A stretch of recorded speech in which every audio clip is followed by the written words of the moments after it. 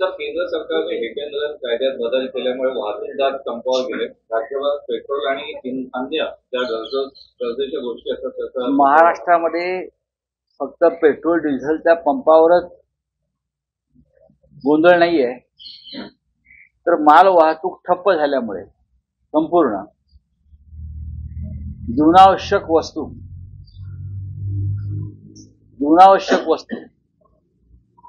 अगदी टँकरनं अनेक ठिकाणी पाणी पुरवठा होतो, टँकरनं दूध पुरवठा होतो, भाजी धान्य कडधान्य सगळ्या जीवनावश्यक वस्तूंच्या पुरवठ्यावर परिणाम झालेला आहे आणि राज्यामध्ये गोंधळाची स्थिती आहे. लोक रस्त्यावर उतरले, पोलिसांवर हल्ले झाले. या संदर्भात राज्य सरकारनं तातडीनं पावलं उचलणं गरजेचं आहे आणि केंद्राकडे या संदर्भात जाऊन चर्चा करणं गरजेचं आहे. हिट अँड रन हा अत्यंत गंभीर प्रकार आहे, त्याच्याविषयी कोणाचे दुमत असण्याचं कारण नाही. पण जी परिस्थिती राज्यामध्ये उद्भवली आहे ती अभूतपूर्व आहे आणि हे प्रकरण चिघळत गेलं तर मला असं वाटतं सामान्य माणसाला याचा त्रास सहन करावा लागेल. सर, हिट अँड रन केस मामले देखिए, हिट एंड रन ये बहुत गंभीर मामला है, उसमें कोई दो राय नहीं. लेकिन मैं महाराष्ट्र में देख रहा हूं सभी जो ड्राइवर्स वाहन चालक बोलते हैं हम उनको, वो स्ट्राइक पर है, सड़क पर उतरे हैं, पेट्रोल पंप में गड़बड़ है, सब भीड़ है और ये सब ट्रक्स वगैरह बंद है. तो इस राज्य में, हमारे राज्य में मैं देख रहा हूं पानी से लेकर दूध तक, सब्जी अनाज सबके डिस्ट्रीब्यूशन के ऊपर बहुत बड़ा एक समस्या खड़ी हो गई. तो राज्य सरकार और केंद्र सरकार ने उस पर बातचीत होनी चाहिए. काहीतरी एकाने विचारा. काँग्रेस पक्षश्रेष्ठांनी उद्धव ठाकरे यांच्यावर फोनवर चर्चा झाली. उद्धव ठाकरे डॉक्टर दिलं जातं असं आपल्याला कोणी सांगितलं आहे ना? आपल्याकडे अशी माहिती कोणी दिली असं मला जर माहिती मिळाली तर बरं होईल. बघा, काँग्रेसचे वरिष्ठ दिल्लीतले आणि उद्धव ठाकरे यांच्यामध्ये नेहमी चर्चा होत असते. मी मागे म्हणालो की दोघांमध्ये उत्तम संवाद आहे.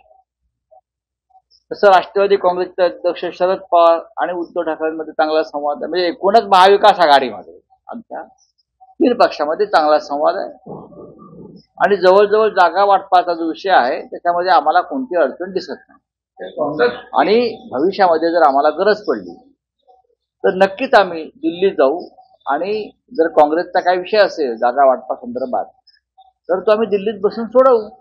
सर, एनडीए की तरफ से पहले कांग्रेस शिवसेना की तरफ से बयान आया सीट शेयरिंग को लेके, फिर कांग्रेस की तरफ से आया. कल सुप्रिया सुले बोली है कि मीटिंग्स हो रही है दिल्ली में और 8 से 10 दिन में सीट शेयरिंग को लेकर. तो अच्छी बात है ना.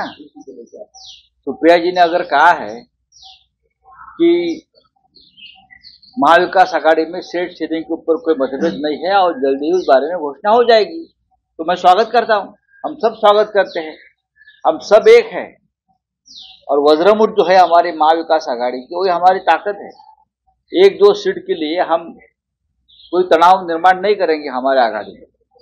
काँग्रेस के अनेक लोग भाजपाच्या संपर्कात आहेत, लवकरच प्रवेश करणार असं आहे. हे पहा, राधाकृष्ण पाटील यांनी अनेक पक्ष बदलले. ते शिवसेनेमध्ये होते, ते काँग्रेसमध्ये होते, आता भारतीय जनता पक्षामध्ये आहेत.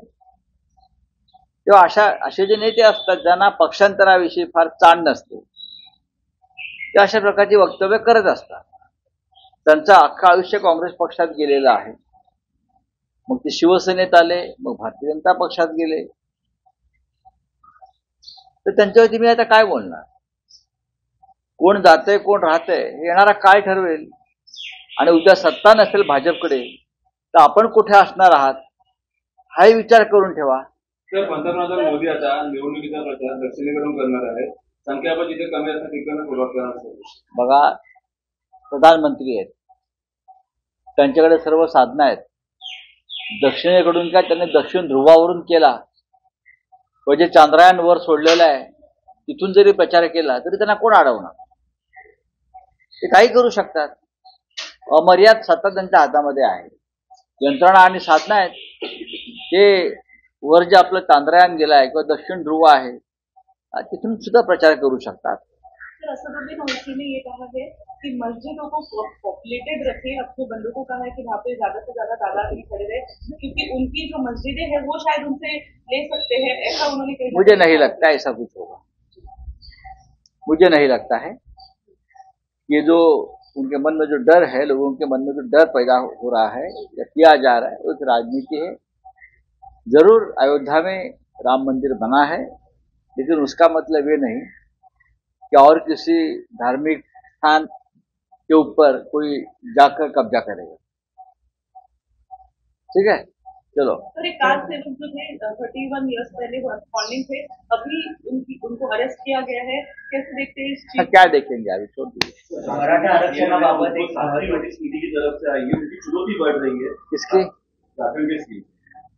झारखंड के सीएम को नोटिस आती है, लेकिन जिसको ऑलरेडी नोटिस गए थे वो आप महाराष्ट्र के कैबिनेट में है. ये आप फर्क समझ लीजिए. जिनको ईडी ने बुलाना चाहिए और बुलाया था पहले, वो सब आप भारतीय जनता पार्टी के साथ है, कैबिनेट में है, मंत्रिमंडल में है, और जो भाजपा के साथ, बीजेपी के साथ नहीं है, उनको आप बुलाकर तंग कर रहे हो. देश विदेशातील प्रत्येक घडामोडींचे लाईव्ह अपडेट मिळवण्यासाठी आता साम टीव्हीच्या सर्व सोशल मीडिया प्लॅटफॉर्मला लाईक, फॉलो आणि सबस्क्राईब करा. तसंच सर्व नोटिफिकेशनसाठी बेल आयकॉन प्रेस करायला विसरू नका.